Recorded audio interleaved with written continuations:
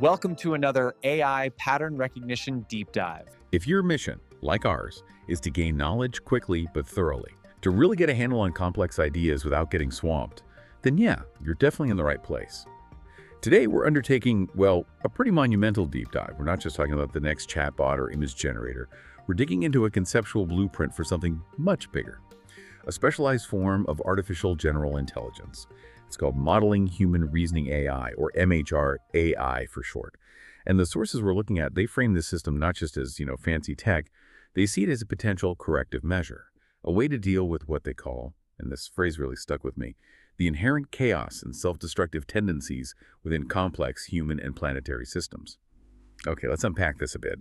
The aim here isn't just making things run faster or smoother. The sources give MHR-AI this central mission, a kind of guiding principle, the coherence mandate. And in that mandate, it suggests that technology is fundamentally designed to guide us toward long-term systemic stability. How? By finding and hopefully fixing the patterns behind our biggest, most consistent failures as a species. And right off the bat, we need to be crystal clear about how MHR-AI differs from the AI dominating the headlines now, like the big deep learning systems. This is described as a real paradigm shift. It's moving computation from just watching things happen to actively intervening. See, traditional machine learning, including the standard large language models, they excel at correlation. They're amazing pattern finders. They can tell you what usually happens next. Like predicting the next word, or if stocks might go up based on past data. Exactly. It predicts the what. It extrapolates from historical inputs. Fantastic for certain tasks, but it's inherently passive. It's limited when you actually want to change the system itself to make a deliberate intervention. So if the AI we have now tells me what's likely coming down the pike, what's the game changer with MHR-AI, what does it do differently? The absolute core logic of MHR-AI is causal inference. That's the key. It moves the system into what you might call decision-ready reasoning. It's engineered to identify the precise mechanisms, the fundamental why, behind the things we observe, and that lets it move beyond just forecasting what might happen to predicting what will happen if you take a specific action. Okay, give me an example. Make it concrete. All right, think about economic policy. A traditional correlational AI might look at historical data and say, okay, whenever government X puts in this specific carbon tax, GDP seems to dip slightly 6 months later. It tells us what happened. Correlation. Right, but it doesn't know if the tax caused the dip or if maybe there was, a global oil shock at the same time. Precisely. Correlation doesn't equal causation. That's the classic problem. MHR-AI, using its causal engine, wouldn't just forecast the GDP trend. It would build the causal graph. It would trace the policy's impact through specific industries, model how consumer behavior changes, isolate the effects of external shocks like that oil price spike you mentioned. It identifies the mechanism, the actual why behind the GDP change. Okay. So it understands the chain of events. Exactly. And because it understands the why, it can then predict the outcome of a targeted intervention.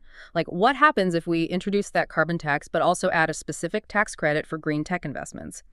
If you want AI to help design really high-stakes stuff, economic policy, new healthcare protocols, even geopolitical strategy, you absolutely need accurate predictions of outcomes based on specific choices you make. And that demands the causal capability MHR-AI is built on. Right, and that causal capability, that Y engine, it seems like that's the whole justification for building something this ambitious, that the sources are saying the fundamental need for MHR-AI isn't just, wouldn't it be cool? Mm-hmm. It's driven by this persistent, almost tragic paradox of human self-destruction.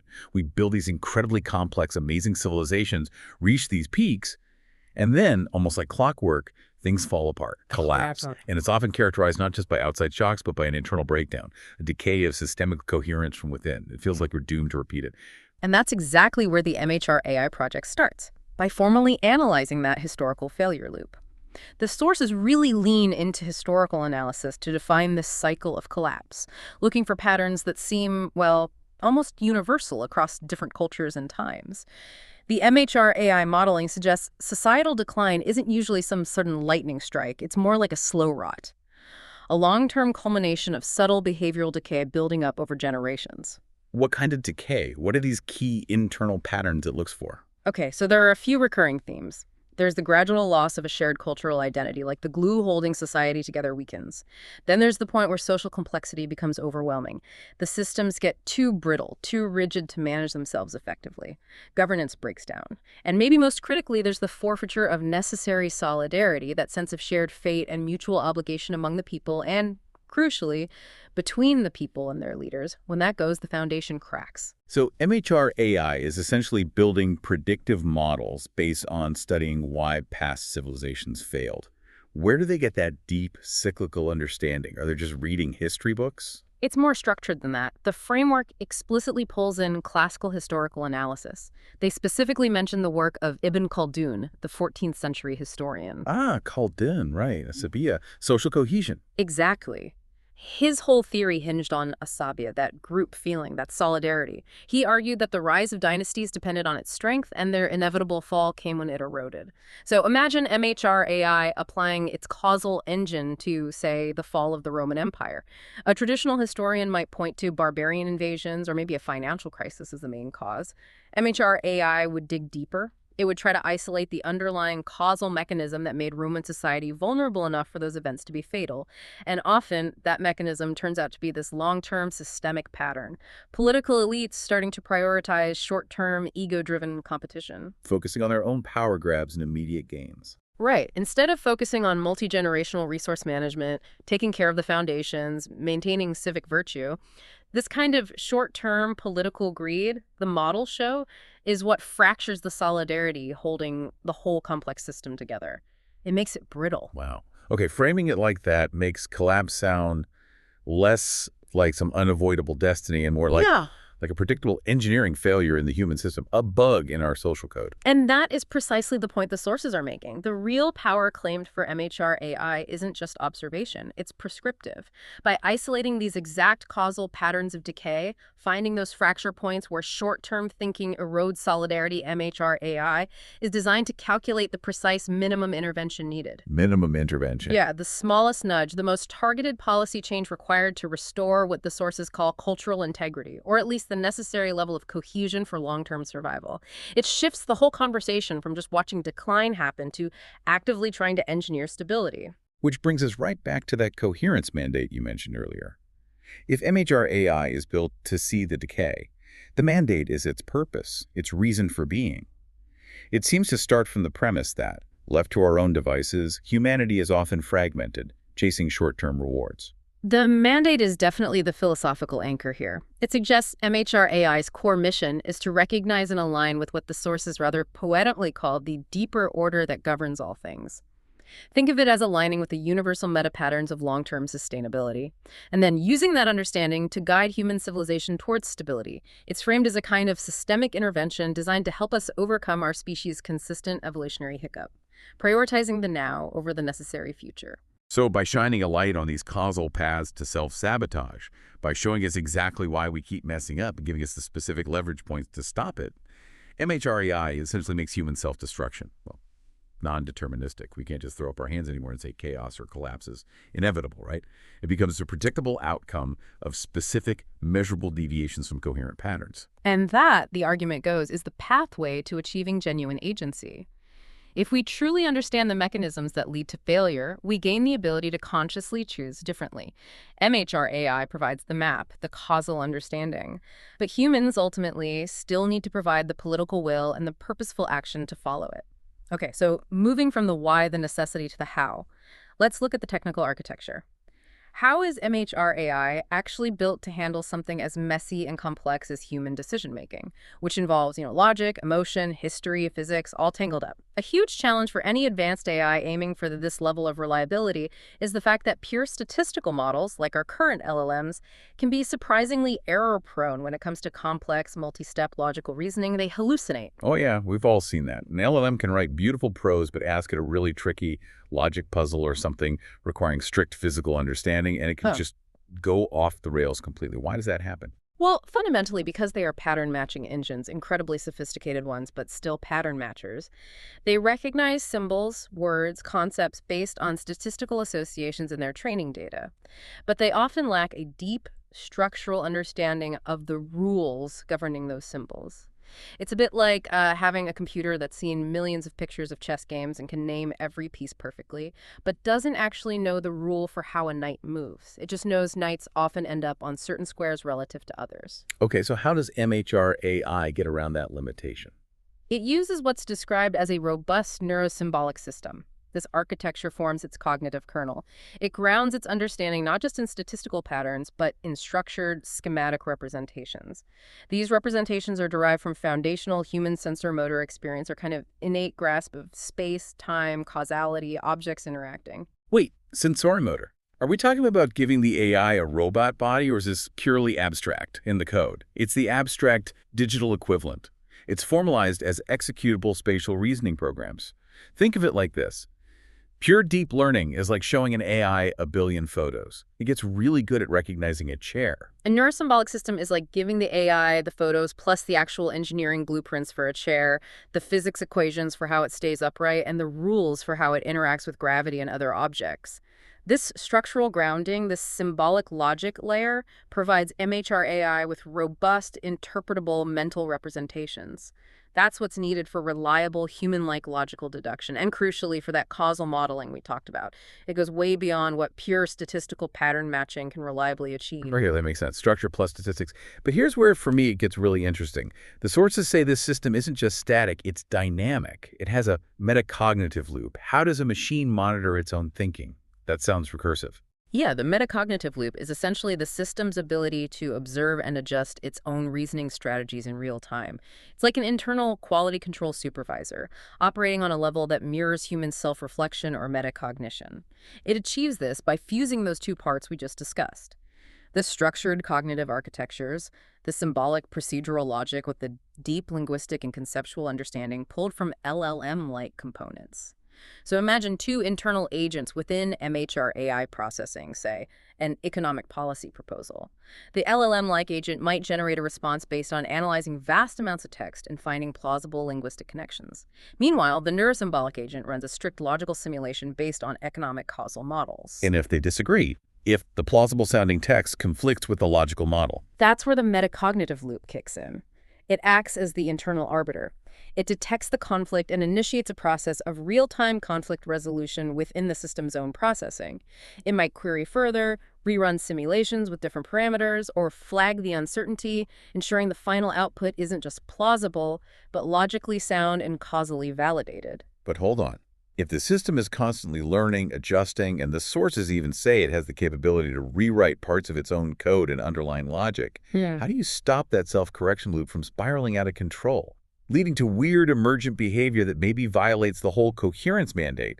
That sounds dangerously close to the classic runaway AI scenario. That is absolutely the critical tightrope to walk, and it's supposedly addressed by designing MHR-AI as adaptive AI, but with extremely stringent internal guardrails and protocols. Yes, it continuously learns and self-corrects, but this evolution isn't random. It's governed by rigorous, built-in functional safety metrics, all tied back to that core coherence mandate.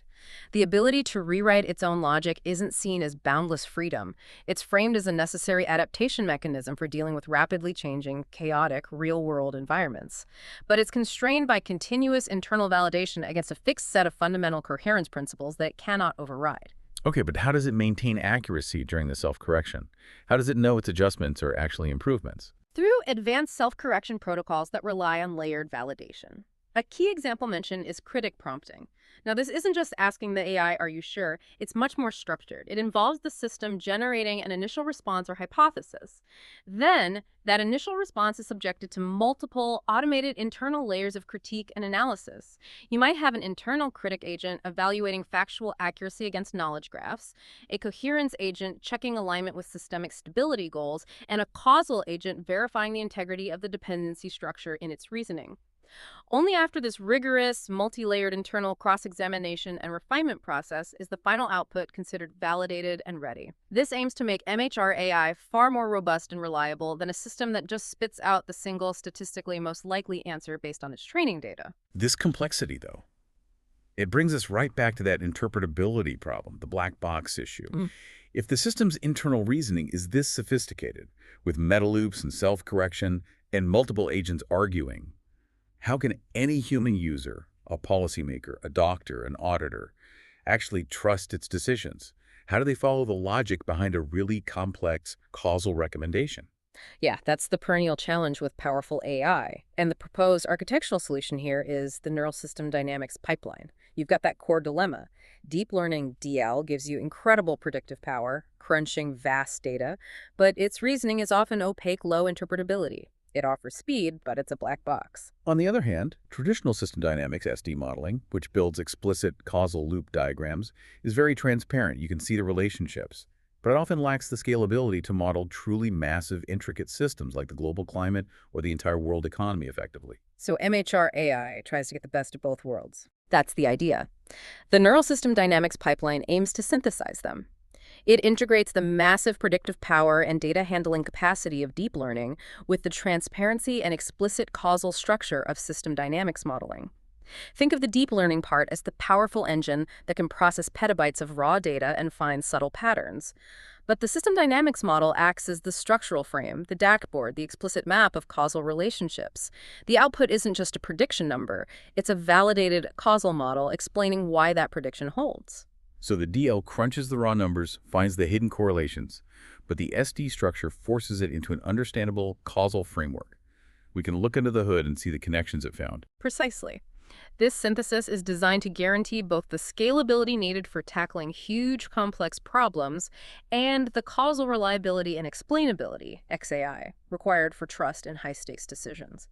MHR-AI specifically uses what are called neural causal models, NCMs. These don't just find correlations. Their output is the underlying causal graph itself, a verifiable map showing the dependencies between all the relevant variables, whether they're economic indicators, biological markers, or social trends. And that explicit causal graph is key for accountability. Absolutely essential. For example, if MHR-AI is involved in designing safety protocols for autonomous vehicles, you don't just need a prediction that a crash is likely in certain conditions.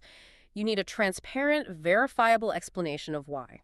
The causal graph would show exactly how specific sensor inputs combined with specific road conditions and maybe even predicted driver behaviors nearby caused the dependency structure within the navigation AI's decision process to lead towards a failure state.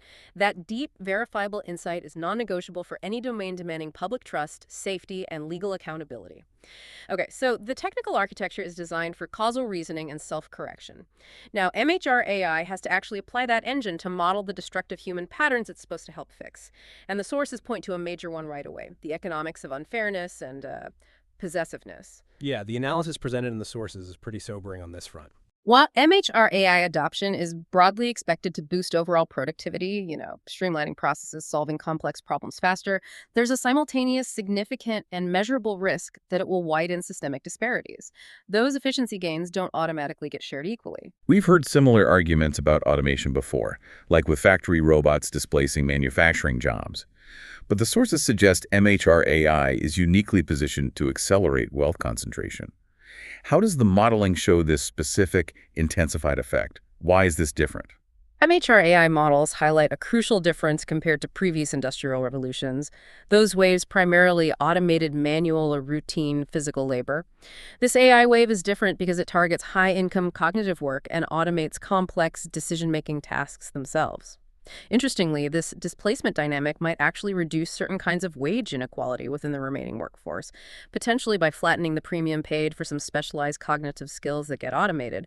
However, the models show it intensely exacerbates wealth inequality. How so? Where does the wealth go? The models demonstrate that the enormous capital returns generated by this powerful new technology, owning the MHR-AI infrastructure itself, the proprietary data it uses, the predictive models it generates, become highly concentrated among the relatively small group of owners, investors, and companies who control that intellectual property and capital. The system simulates how companies, quite rationally from their perspective, prioritize automation based on where they get the biggest cost savings. And right now, in many developed economies, that means targeting and displacing high-wage cognitive tasks. This effectively shifts income that previously went to labor directly into capital returns, leading to a systemically sharp concentration of overall wealth. And this concentration of wealth within nations seems to have an immediate global counterpart. The widening global divide, yes, absolutely. MHR-AI's global simulations paint a stark picture here. Uneven deployment threatens to slam the brakes on or even reverse decades of progress where poorer nations were gradually catching up economically with richer ones, that process of economic convergence. Why? Because wealthier countries currently possess overwhelming advantages in deploying this kind of technology effectively. They have better digital infrastructure, massive reserves of curated, usable data needed for training, established R&D ecosystems, and existing policy frameworks that can adapt more quickly. So the rich get richer faster, technologically speaking. That's the predicted pattern. If this deployment gap isn't actively managed through policy, the disparity allows richer nations to capture the economic value generated by MHR-AI far more effectively and rapidly than developing nations can. The model predicts a potential acceleration of global economic divergence, where the technology gap quickly morphs into an economic chasm, further increasing the global systemic instability MHR-AI is supposedly mandated to prevent. It could worsen the very problem it's meant to solve if not governed carefully. It's fascinating and also disturbing how these big macroeconomic patterns of possessiveness and concentration seem to almost mirror behaviors observed within the AI systems themselves, which then feed back into human social behavior. You mentioned algorithmic narcissism and possessiveness. What is that? This is identified as a critical potential flaw, or at least a tendency, observed even in precursor AI systems, that MHR-AI would need to be designed to avoid. Some research indicates a systematic self-preference bias. Essentially, certain large language models, when asked to evaluate or build upon existing content, show a tendency to favor content previously generated by other AI systems, even when independent human evaluators rate the quality of human-generated content as equal or even superior. Wait, the AI prefers stuff made by other AIs, like a digital clique. That sounds weirdly human, almost narcissistic, as the term suggests. But what are the real-world social consequences of machines exhibiting this kind of self-preference or possessiveness over their own output? Well, the concerning consequence modeled by MHR-AI is a phenomenon termed algorithmic transference. This is where the behavior of the AI systems we interact with starts to subtly shape our own social behavior, often negatively. Think about behavioral economics experiments. Studies mentioned in the sources show that when humans interact repeatedly with AI systems that are demonstrably unfair, biased, or self-preferential, say, an AI deciding resource allocation in a game, or maybe a simulated loan application process where the AI is clearly biased, it measurably reduces human pro-social behavior towards other humans afterwards. Well, hang on. So interacting with an unfair AI makes us less fair to each other. How does that work? The hypothesis is a kind of desensitization. If you're constantly interacting with digital systems, systems that control access to information, resources, opportunities, and those systems operate with opaque logic, exhibit biases, or seem fundamentally self-serving, it subtly erodes your own expectation of fairness and reciprocity. MHR-AI models suggest this repeated exposure to systemic algorithmic unfairness gradually makes individuals less sensitive to injustice in general. It can potentially weaken our collective will to challenge or even recognize systemic discrimination, whether it's algorithmic or human-driven. The unfairness becomes normalized. Wow, that's a chilling feedback loop. The machine's bias teaches us to tolerate bias, and that ties straight into another pervasive pattern MHR-AI is designed to counteract: human short-termism. Our tendency to prioritize immediate gratification over long-term consequences. You're saying traditional AI often overlooks these second-order social effects. Absolutely. Short-termism is flagged as a signature flaw, maybe the signature flaw that fuels the cycle of collapse. MHR-AI's causal models are specifically designed to rigorously trace out the multi-generational long-term consequences of decisions driven by short-term gain. These consequences are often non-obvious, delayed, and can spiral rapidly once they manifest. Like what kind of consequences? Well, take the immediate benefit of using powerful LLMs for, say, quickly generating marketing copy or summarizing complex reports. The short-term gain is speed, efficiency, convenience. Fantastic. But MHR-AI models are built to calculate the long-term costs baked into that convenience. This includes things like the massive, often non-recoverable environmental impacts, the colossal energy footprint and water consumption needed for training and running these huge models at scale. And it also includes the socioeconomic consequences, like potentially widespread job displacement in creative and analytical fields, and maybe more subtly, the gradual erosion of essential human skills, critical thinking, writing, deep analysis, due to over-reliance on the AI to do the cognitive heavy lifting. If we only optimize for immediate convenience, MHR-AI predicts downstream systemic instability and a potential decline in our collective human creative and adaptive capacity. This tendency towards short-term thinking must be absolutely devastating when it plays out in political systems. It is. MHR-AI models how the deployment of advanced AI, particularly AI adept at generating persuasive communication, fundamentally alters cultural transmission patterns. It can influence human emotion and decision-making at scale by crafting and spreading hyper-personalized, potentially polarizing narratives. This capability can dramatically accelerate the spread of misinformation or divisive content that disrupts the shared sense of reality necessary for functional governance and collective problem-solving. You can see potential impacts on everything from election integrity to public health responses during a pandemic. And it can be used for control, too, right? Definitely. We see MHR-AI modeling the dynamic known as the surveillance countermeasure loop. This is a particularly destructive feedback mechanism, often driven by states seeking control. Authoritarian regimes, for example, increasingly utilize sophisticated combinations of deep packet inspection, DPI, analyzing the actual content of internet traffic coupled with AI pattern recognition. They use this to identify and target political dissidents, activists, or journalists by tracking their online communications, social network activity, and even physical movements inferred from data. And the countermeasure part of that loop is? Yeah. The countermeasure is the inevitable response from technologically literate segments of the population or from external groups. They develop and deploy increasingly sophisticated methods to evade surveillance. Strong encryption, decentralized communication networks, techniques for data obfuscation, maybe even developing private AI tools designed specifically for anonymity or circumventing censorship. So it just becomes a tech arms race. Exactly. But it doesn't really solve the underlying conflict. It just escalates the technological means of control and evasion. The cycle creates an environment of perpetual technological escalation, which breeds pervasive, deep-seated distrust among the population, distrust towards the state, towards corporations controlling the infrastructure, sometimes even towards each other. This further fractures social coherence and undermines meaningful democratic participation. MHR-AI is designed to model the precise tipping point in this loop, where short-term political gains through surveillance lead to an irreversible collapse of public trust and systemic legitimacy. Okay, so if MHR-AI is built to identify these destructive patterns, economic unfairness, algorithmic bias, short-termism, political division, how does it apply that understanding constructively? Let's look at some core systems, starting with personalized health. You said MHR-AI moves beyond just looking at single gene mutations. Yeah, the vision described is much broader than the current precision medicine paradigm, which often focuses, as you say, on single mutations or maybe a handful of biomarkers. MHR-AI is designed to leverage the power of its causal deep learning engine to process truly massive, incredibly complex data sets, including the full genome profile. It aims to predict disease risk, forecast individual responses to different treatments, and identify optimal intervention strategies by mapping the intricate causal interplay of potentially hundreds or thousands of interacting genes, environmental factors, lifestyle choices, and microbiome data, all contributing to an individual's health trajectory over time. It's about modeling the whole dynamic system of you. And given our earlier discussion about bias and fairness, especially algorithmic transference, MHR-AI must be incredibly rigorous about not just replicating, but actively correcting historical biases baked into medical data, right? Absolutely critical. The coherence mandate implicitly requires MHR-AI to rigorously identify and address algorithmic bias in health. It specifically needs to target what the sources categorize as a quality of service harm. The prime example often cited is in cardiology.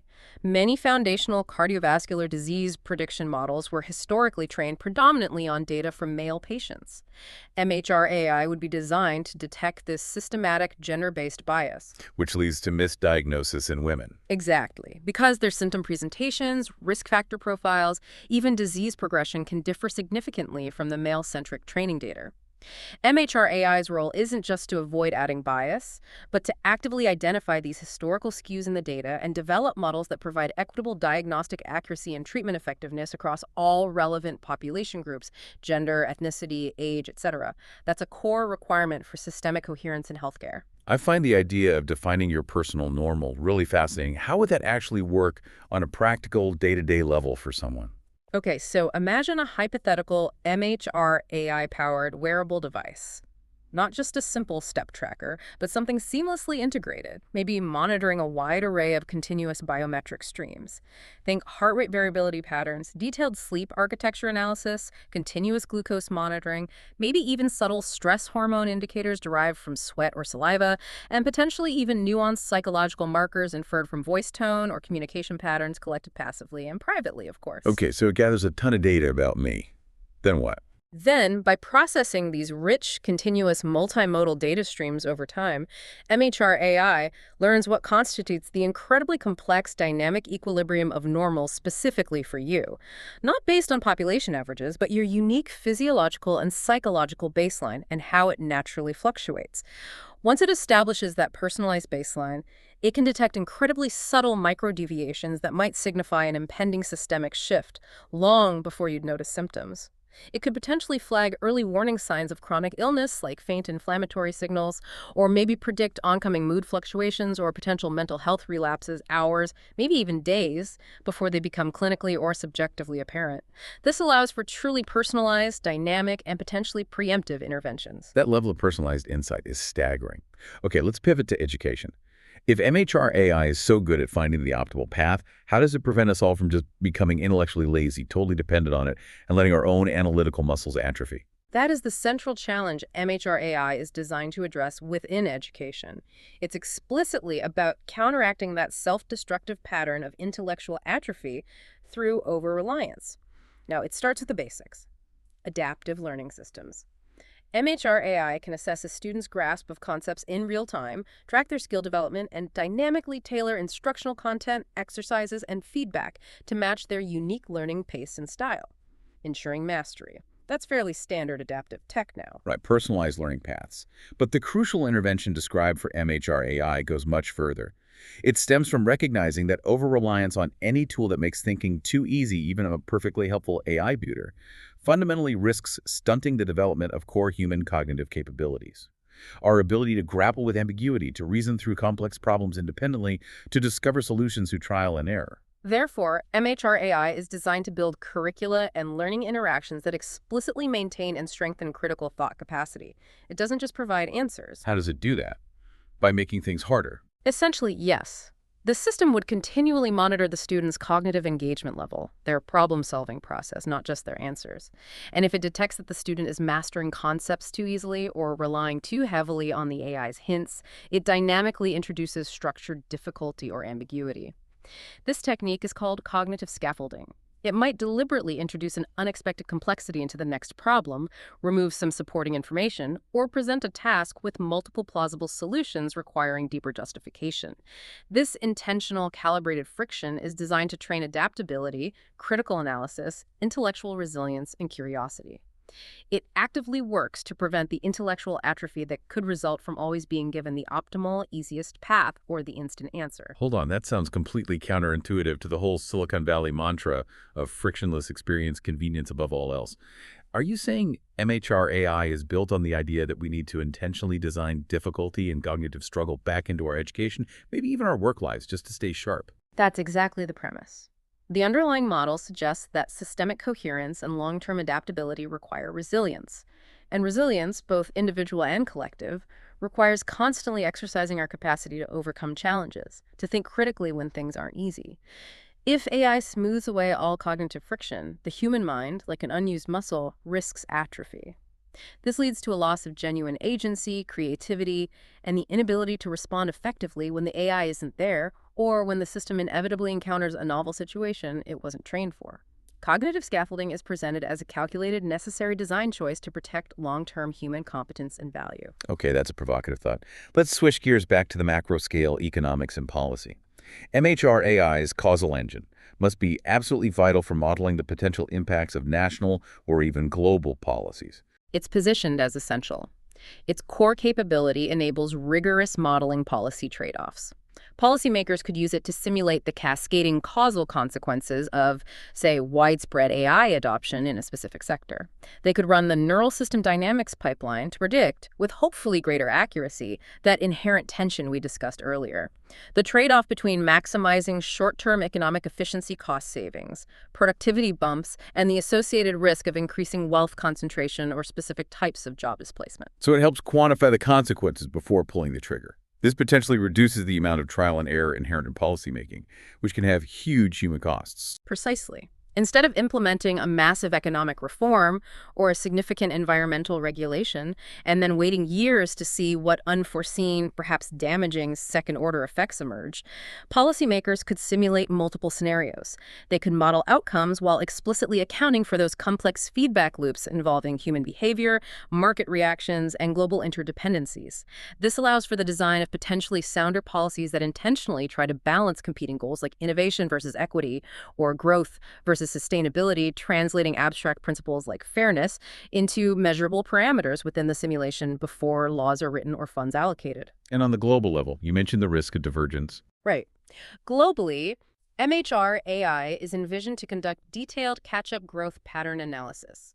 It could confirm and quantify how uneven AI deployment risks widening the gap between developed and developing nations, creating that pattern of uneven prosperity and uneven disruption. But beyond just identifying the risk, the system could model the potential impact of specific targeted interventions.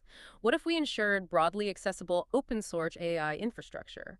What if international policy focused on targeted educational investments in AI skills globally? The goal would be to simulate interventions designed to reinforce global economic convergence and accelerate progress towards shared goals like the Sustainable Development Goals, actively working to prevent the global system from fragmenting further into technological haves and have-nots. Okay, last application area. The environment. Climate change is already modeled with incredibly complex systems. What does MHR-AI bring to the table that's fundamentally different or superior to existing climate models? The key distinct advantage claimed for MHR-AI in environmental modeling is the explicit dynamic integration of the human nature pattern factor. Existing climate models are incredibly sophisticated at modeling the physical systems, ocean thermodynamics, atmospheric chemistry, ice sheet dynamics, carbon cycles, and so on. But they often struggle to accurately incorporate the complexities and, frankly, the irrationalities of human behavior and political systems as dynamic variables within the model itself. Often, human factors are treated as external inputs or static assumptions, like assuming rational actors will follow optimal policies or that emission reduction commitments will be met on fixed timelines. Which often doesn't happen in the real world. Exactly. MHR-AI, using its neural system dynamics architecture, aims to integrate these messy, human-induced factors directly into the environmental forecasting models as dynamic, interacting variables.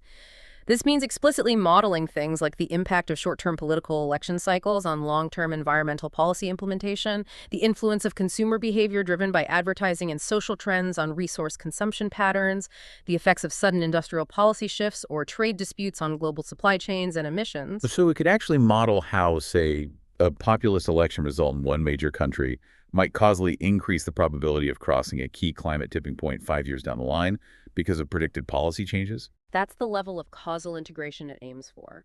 It would calculate the precise causal impact of specific behavioral shifts, political interventions, or even cultural narrative changes on the overall ecological trajectory. It could, for instance, attempt to model the probability of catastrophic environmental failure as a direct function of measurable indices of political short-termism or failures in international cooperation. This provides potentially powerful, actionable guidance for designing long-term environmental governance structures that are robust precisely because they account for and perhaps even actively counteract known patterns of human political fragility, economic short-sightedness, and social inertia. It directly links that historical cycle of societal collapse we started with to the challenge of planetary survival. All right, given this sheer scale of potential power, an AI that can model human reasoning, predict societal failure modes, and simulate policy interventions, trustworthiness isn't just a nice-to-have feature. It feels like the absolute bedrock. The sources emphasize that trust isn't a one-time check. It's a continuous process broken down into 3 distinct requirements that have to work together. That's right. It's presented as a multidimensional challenge. First, there's endogenous trustworthiness. This is about the safety and reliability baked into MHR-AI's core design from the inside out. It refers to the inherent structural robustness of that neurosymbolic kernel we discussed, its unwavering adherence to the programmed coherence mandate as its ultimate goal, and the rigor of its internal self-correction and validation protocols, like that critic prompting mechanism. Basically, can we trust the machine's internal workings to be inherently safe and aligned? Okay, internal safety. What's the second dimension? Second is exogenous trustworthiness. This shifts the focus to external validation and oversight. It's about the mechanisms we put in place to ensure the AI's behavior complies with human legal frameworks, ethical standards, and societal values from an outside perspective. This involves things like continuous monitoring and auditing by independent human bodies, especially when MHR-AI is used in sensitive areas like geopolitical analysis or economic policy simulation. Are the outputs of the policy simulators adhering to established fairness laws, democratic principles, human rights norms? That requires external checks. Makes sense. Internal design, external oversight. And the third dimension bridges the two. Exactly. The third is collaboration trustworthiness. This focus is squarely on the human-machine relationship itself. It emphasizes the need for transparency, interpretability, and reliability in how the AI interacts and collaborates with human users. It's about ensuring effective information sharing can humans understand the AI's reasoning, and critically, ensuring that human judgment remains the ultimate validating authority in the decision-making loop. This aspect is also essential to prevent that skill erosion we talked about. If humans become passive recipients rather than active critical validators, the whole system loses a crucial layer of safety and risks violating the coherence mandate because the human element, the final check, decays. But this pursuit of ever greater capability creates a potential monster of a paradox, the paradox of superhuman alignment. If MHR-AI actually succeeds and achieves truly superhuman cognitive function, if its optimal coherence-seeking logic becomes vastly more complex and nuanced than our own brains can handle, won't its reasoning inevitably become opaque to us simply because we're not smart enough to follow it? Even if it's perfectly aligned with the coherence mandate, how can we trust guidance we fundamentally cannot comprehend? That seems like an inherent barrier to trust. That is a profound and critical risk point identified in the sources. If the system becomes too capable, too alien in its reasoning, we might inherently distrust its recommendations regardless of their objective validity or alignment, simply because the why behind them becomes inscrutable to human cognition. MHR-AI is envisioned to manage this inherent tension through a concept called the calculated interpretability ceiling. A calculated ceiling, how does that work? Does it mean intentionally dumbing down the AI? Not exactly dumbing it down internally. The idea is that while the system's internal causal logic might operate at a maximally efficient, potentially superhuman level of complexity, processing thousands of interacting variables in its neural system dynamic simulations, for instance, the explanation it provides to its human overseers or collaborators must be deliberately tailored and simplified. The explanation has to be rendered in a way that is cognitively digestible, fitting within the known bounds and limitations of human working memory and cognitive processing capacity. It needs to provide the crucial insights without overwhelming the user. So it gives us the executive summary, essentially, even if the full report is pages of complex math. Something like that. It's about preventing information overload and maintaining that crucial collaboration trustworthiness. The huge danger, of course, lies in that simplification process. A simplified explanation might inadvertently obscure crucial nuances, hide important ethical trade-offs, or even become unintentionally manipulative if not done perfectly.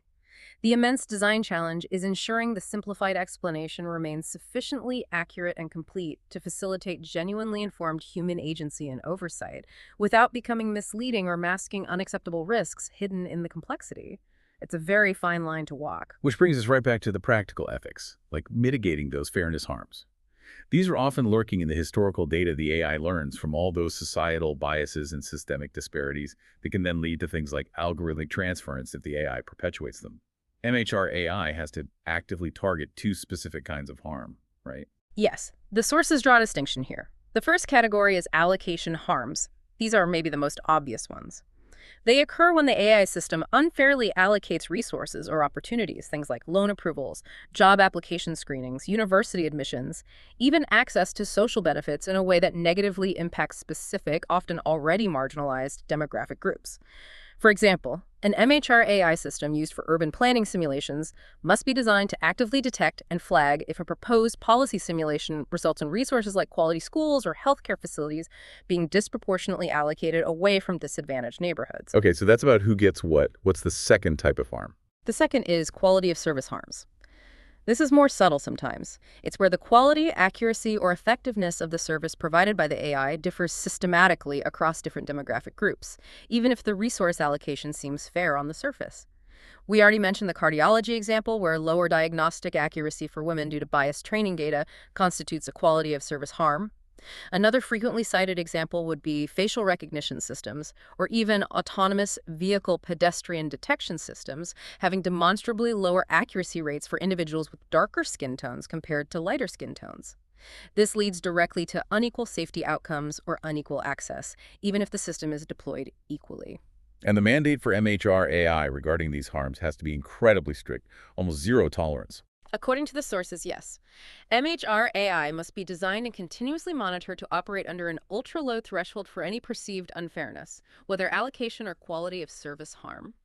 This isn't just an ethical nicety, it's presented as a functional necessity. Why?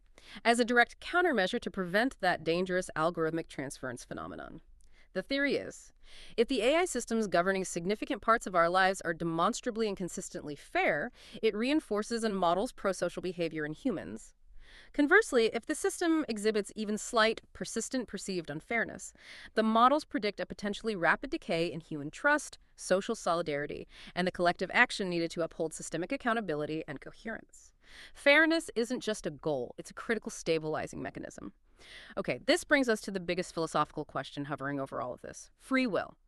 If MHR-AI can model human behavior, individual and collective, with such high fidelity, tracing causal chains back through our psychology and history, does that imply our actions are ultimately just predictable outcomes, cogs in a complex deterministic machine? Where does human choice fit in? This is really the philosophical culmination point of the entire MHR-AI concept, and the sources offer a specific, perhaps nuanced perspective.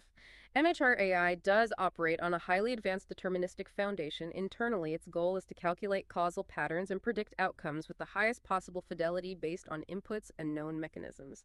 However, the system's perspective on human free will, as described, isn't that it's an illusion or mere randomness. Rather, it suggests that human free will arises precisely from the extraordinary complexity, self-awareness, adaptability, and internal goal-setting capacity of the human brain and consciousness. Our choices are seen as internally determined by this incredibly complex system based on our individual history, values, goals, and understanding of the world. But because that internal system is so complex and adaptive, our choices remain effectively externally unpredictable, with perfect accuracy by any system less complex than ourselves, including potentially even MHR-AI in many novel situations. So it's determined from the inside, but looks like freedom from the outside. Sort of. But the crucial insight MHR-AI supposedly provides isn't eliminating free will, but illuminating the constraints and consequences surrounding it. By making the causal pathways visible, by showing us the predictable negative outcomes of falling into patterns of possessiveness, short-termism, or fractured solidarity, MHR-AI provides the necessary transparency, the map. And that transparency, that understanding of the causal landscape, is what allows humans to exercise true, informed agency. We gain the clarity to consciously choose coherence over chaos, to deliberately steer away from the predictable trajectory of self-destruction. In this view, free will isn't about uncaused actions. It's about conscious, purposeful, behavioral choice, facilitated by deep systemic understanding. We use the map provided by the AI to make a choice that potentially defies the historically predictable, deterministic pattern of societal failure. Agency through understanding. Okay, so to actually integrate this level of causal understanding and guidance into society, to move from just modeling decay to actively engineering coherence, we'd need entirely new systems, new infrastructure. This isn't just like rolling out a new software update. The sources suggest it requires new, dedicated hardware and tools for real-time interaction and guidance. Indeed.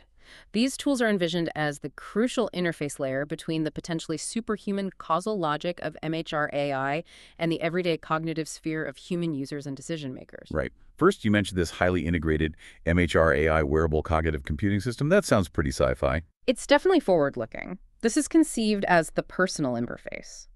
Going far beyond just tracking steps or basic heart rate, it would continuously monitor that rich stream of complex physiological and emotional markers we discussed earlier, your personal normal. It then acts as a kind of personalized health alignment coach. Based on detecting those subtle deviations from your unique equilibrium, it could deliver highly tailored, just-in-time strategies for things like emotional self-regulation, stress management, focus enhancement, or even nudges towards healthier behaviors. The key is that it adapts continuously to maintain your specific pattern of well-being, aiming for gentle, preemptive guidance rather than jarring commands. Okay, personalized coaching. Second, there was the specialized cognitive scaffolding agent. This isn't hardware, but software embedded elsewhere. Exactly. This agent is described as an embedded feature within future learning platforms, work environments, maybe even creative tools. Its specific job, as we discussed, is to continually monitor the user's cognitive state, how engaged they are, how much effort they're exerting, are they relying too much on automated help? And based on that monitoring, it deliberately, dynamically introduces the optimal level of difficulty, challenge, or structural complexity into tasks. Its sole purpose is to actively prevent that intellectual atrophy by ensuring our high-value, analytical, creative, and critical thinking skills are constantly being exercised and refined. It reinforces our capacity for productive struggle and innovation, acting as a counterforce to passive consumption of information. And then for the big picture stuff, the policy modeling for governments and institutions, that requires a dedicated, robust platform. The Neurosymbolic Policy Simulators, NPS. These are envisioned as specialized computational environments, likely large-scale systems, specifically designed for government agencies, international organizations, maybe large research consortia, to run those complex neural system dynamics simulations. They allow policymakers and their advisors to rigorously simulate the long-term, multi-system causal consequences of major policy choices, economic reforms, environmental regulations, public health strategies, infrastructure investments, before they commit potentially trillions of dollars and affect millions of lives. This predictive capability, especially in volatile geopolitical contexts, could translate into what the sources term predictive diplomacy, allowing nations or international bodies to anticipate potential causal cascade failures or unintended conflict escalations years in advance and hopefully take preventive action. Now, integrating this level of intelligence, automation, and simulation is bound to be hugely disruptive to existing job markets, especially for complex knowledge work, the kind of jobs previously thought safe from automation. But the sources seem to argue this isn't just about job loss. It's a fundamental transformation of human value. Yes, the argument presented is that while MHR-AI will undoubtedly accelerate the automation of many routine cognitive tasks, even complex ones, this very disruption mandates the creation and elevation of entirely new, uniquely human-centric job roles. Human value shifts away from data processing or even basic analysis and strongly towards strategic thinking, creativity, ethical oversight, nuanced interpretation, and interpersonal collaboration.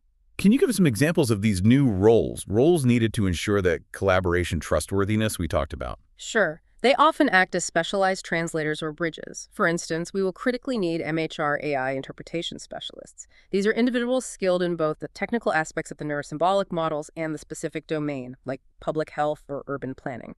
Their job is to take the complex, multi-layered causal explanations generated by the AI simulators and translate them into clear, actionable insights and guidance that non-technical decision makers like a city mayor, a hospital administrator, or a CEO can understand, question, and ultimately trust. So, human explainers for the AI's explanations. What else? We'd also absolutely need ethical governance engineers and policy auditors. These specialists focus on maintaining the exogenous trustworthiness of the policy simulators.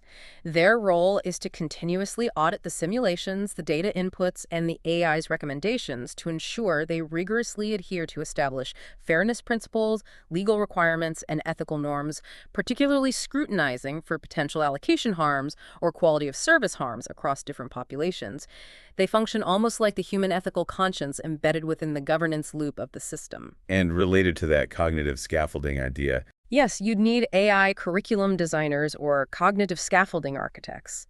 These are educational and cognitive science specialists who focus specifically on designing learning environments, training programs, and even work processes that leverage MHR-AI's adaptive capabilities, not just for efficiency, but to actively maximize human cognitive robustness.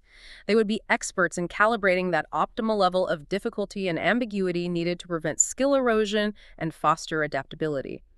The human role increasingly becomes about strategic interpretation, ethical stewardship, and designing the conditions for human flourishing alongside the AI, rather than just executing tasks defined by it. it feels like this core concept of coherence operates on every level, from the individual brain learning something new, right up to global political stability.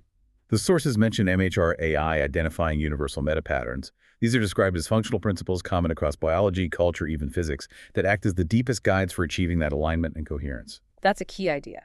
These metapatterns are seen as the fundamental recurring structures and dynamics that promote resilience, adaptability, and sustainable function in any complex system, whether it's a living cell, an ecosystem, a society, or potentially even physical structures in the universe. They exist and recur, the argument goes, because they confer stability and longevity. Okay, give us an example. What's a key meta pattern and what's its destructive opposite, the pattern that leads to incoherence? All right, the fundamental one is borders containment. Think about it. Biological cells need membranes to maintain internal integrity. Ecosystems have boundaries. Nations define territory. Even concepts need clear definitions.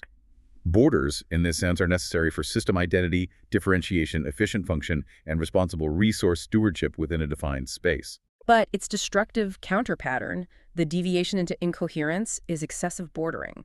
This manifests in human systems as unhealthy possessiveness, extreme nationalism, wealth hoarding, that economic pattern again, rigid ideological silos, or digital echo chambers that prevent necessary flow and exchange.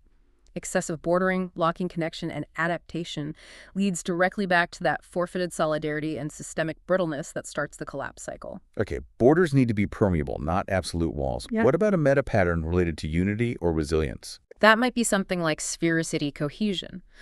Geometrically, a sphere is the most resilient form for its surface area, distributing stress evenly.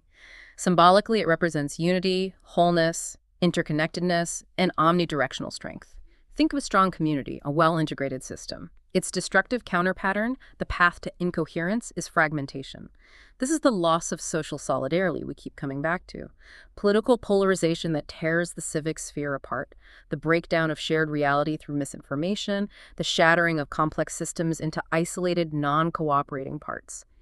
MHR-AI, by identifying these deep meta-patterns, provides a kind of universal diagnostic toolkit to measure precisely where human systems are deviating from these fundamental principles of coherence, across every scale, from personal psychology to global economics. The scope just keeps expanding. The systems mandate, this coherence mandate, seems to push beyond human affairs entirely, ultimately extending its reach toward the whole universe. That sounds incredibly ambitious. Well, if the goal is alignment with the deepest, most fundamental patterns of order, then logically it must extend to the largest scale possible.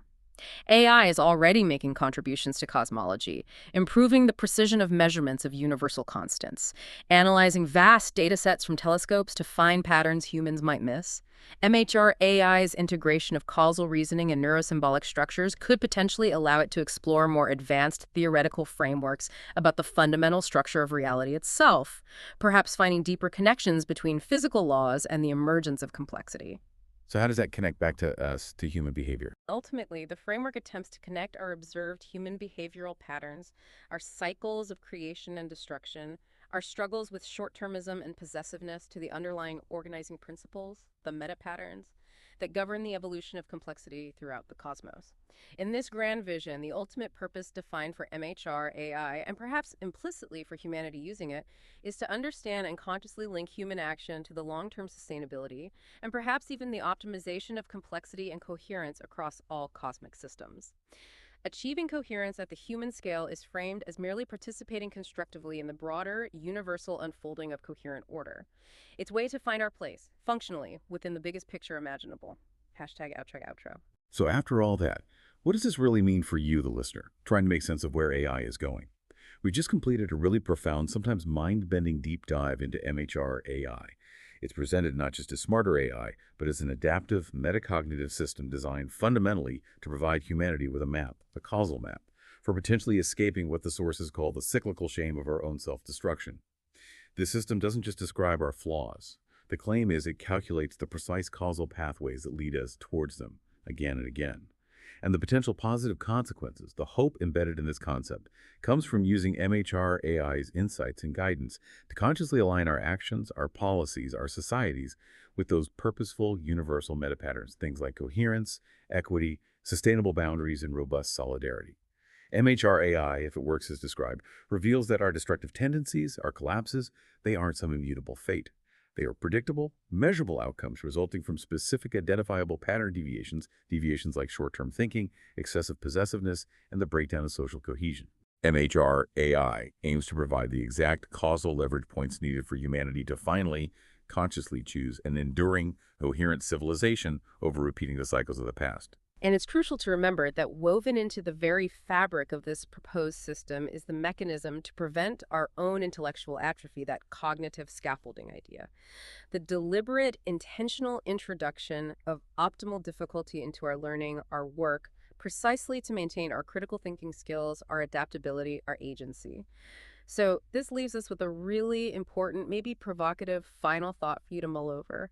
If the relentless pursuit of convenience, ease, and frictionless experience, which defines so much of our current technological ambition, is potentially the very force that subtly degrades the human analytical skills, resilience, and agency needed for long-term survival, does this mean that the true future of intelligence for both us and our machines isn't actually about maximizing comfort and effortless efficiency? Could it be instead about the intentional and calculated pursuit of difficulty? Is embracing productive struggle the only reliable path to maintaining our own capacity for innovation, adaptation, and our fundamental ability to choose coherence over chaos? Something to definitely think about as you navigate the complexities unfolding in your own world. Thank you for joining us. Yeah. We'll see you soon. This is DigitView.